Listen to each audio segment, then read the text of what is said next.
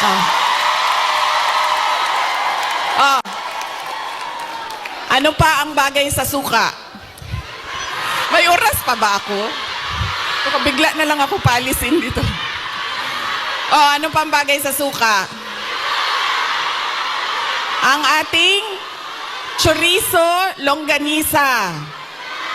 Diba? Bulad. Chicharon. Mangga. Mangga at suka. Kinilaw. Oh. Bulad, galunggong. Yes. Diba? So, kaya tayo lahat nauutusan na bumili ng suka. Kasi lahat yan, lahat ng pagkaing masasarap, kailangan ng suka. Alam niyo, wala sa listahan ko yung speech na suka na yan. Actually, wala akong listahan ng speech ko dahil matagal ako kagabi nag-decide kung pupunta ako dito sa Thanksgiving.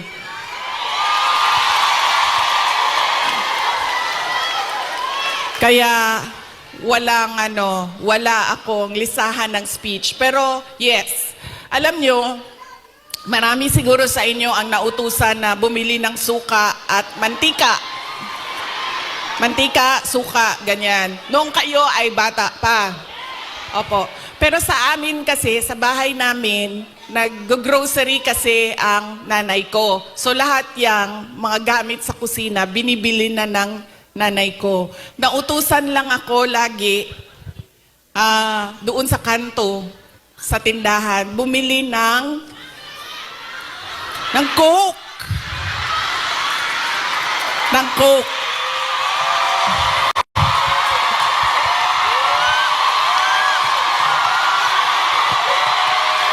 I'm sorry.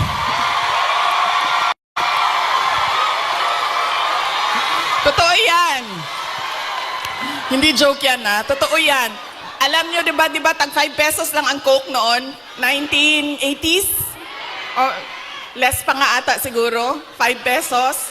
O, mga 4 pesos ang Coke noon. Tapos ang pera natin, yung papel na green na 5 pesos. Oo, yan yon. Pero totoo yan hindi, Coca-Cola Kasi kayo naman, pag sinabing Coke,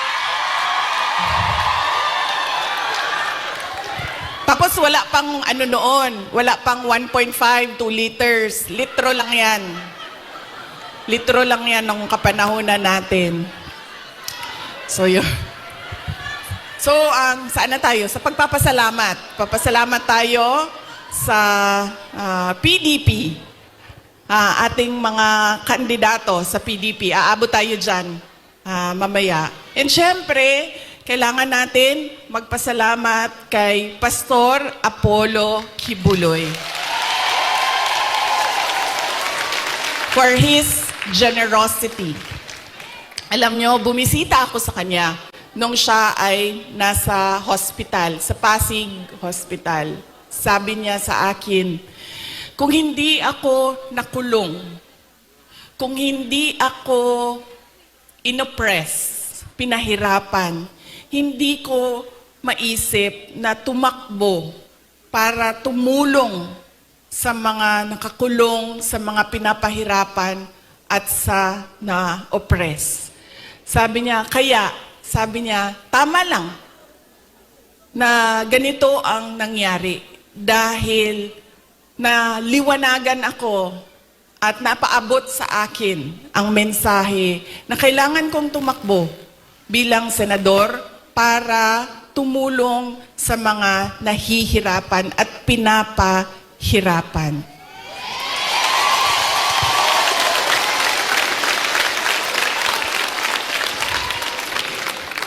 Sabi din niya sa akin, sabi niya, ikaw, kahit ano man ang sabihin man nila na kasalanan mo ang lahat ng ito, Inday Sara, sabihin man nila, kasalanan mo ito dahil hindi ka tumakbong Pangulo.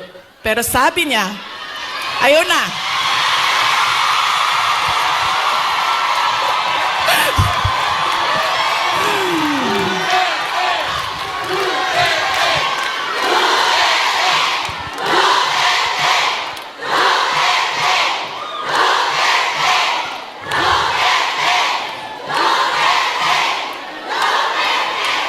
Pero sabi niya, makinig tayo kay Pastor Apollo Kibuloy.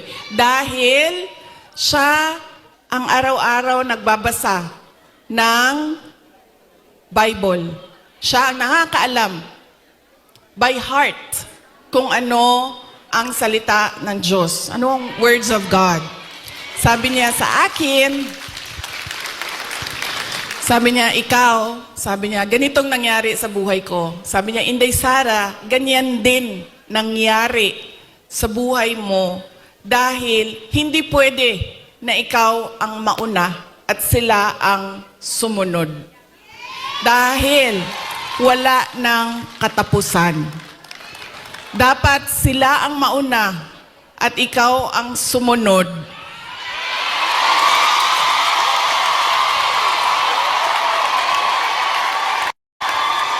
Para matigil na at hindi na paulit-ulit ang kahirapan sa ating bayan. Kaya, nung sinabi niya sa akin yon, hindi na masyadong masakit. Masakit pa rin sa akin pag nakakarinig ako ng kasalanan mo yan lahat, Inday Sara. Pero iniisip ko na lang, nako, sinabihan ako ni Pastor Kibuloy, you are there, you are where you are intended to be by God. Exactly where you are.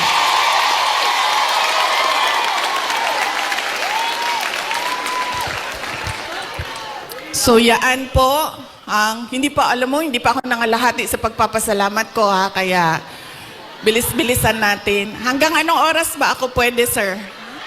Go lang daw. Go. Ay, hindi kami pwede mag-abot ni PRD kay kasabon na pud ko oton.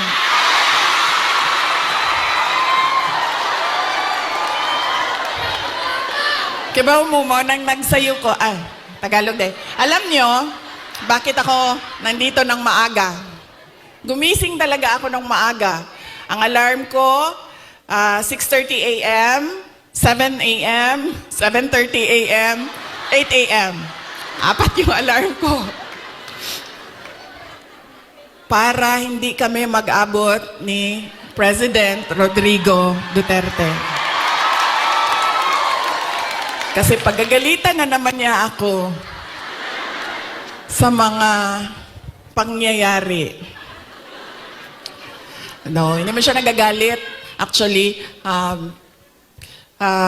mabait. Kumalma na si PRD nung medyo nagka-edad na siya. Mahal ko kayo.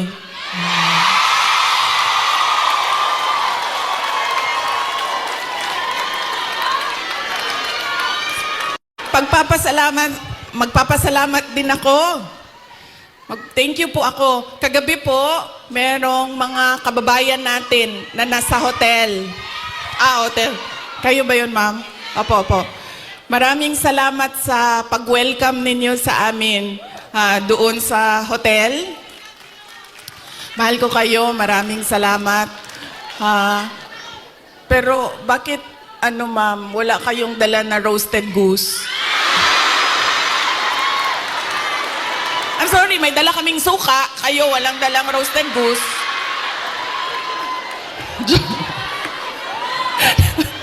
Joke lang. Pero salamat Salamat sa pag-welcome ninyo sa amin doon. Sigurado ako na kahapon may kailangan din kayong gawin. Busy din yung oras ninyo. Pero pumunta kayo doon at winelcome nyo kami sa hotel. Maraming salamat sa inyo.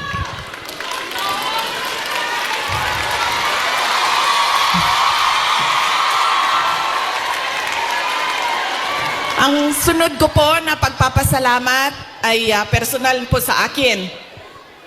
Para sa inyong lahat, mga kababayan namin dito sa China, sa Hong Kong, sa Macau, dahil noong 2016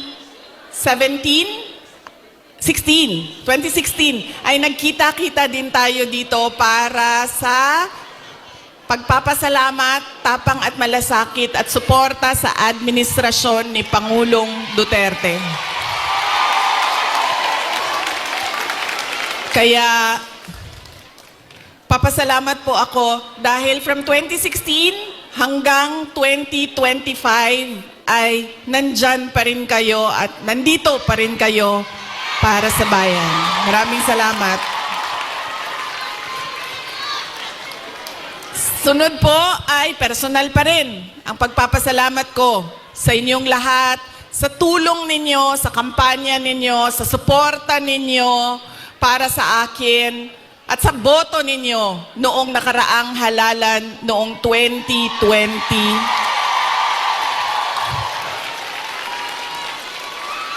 At sa susunod na halalan sa 2020, joke lang. Joke. Sandali lang. Sandali lang.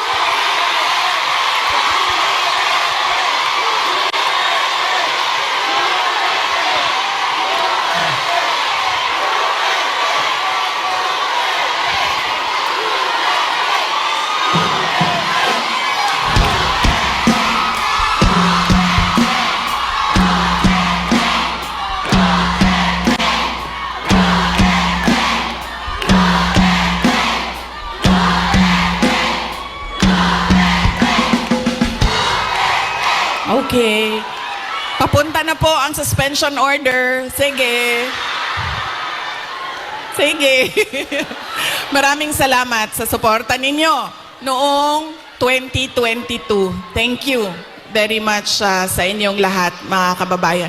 Alam nyo, una ko pong naramdaman na mukhang mananalo ako sa eleksyon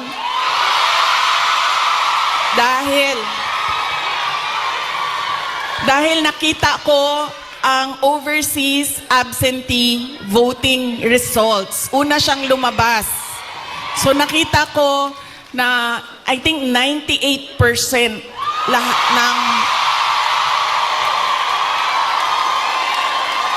ng OFW votes ay para sa akin. Kaya doon ko naramdaman na parang baka siguro manalo ako. Kaya maraming salamat sa inyo.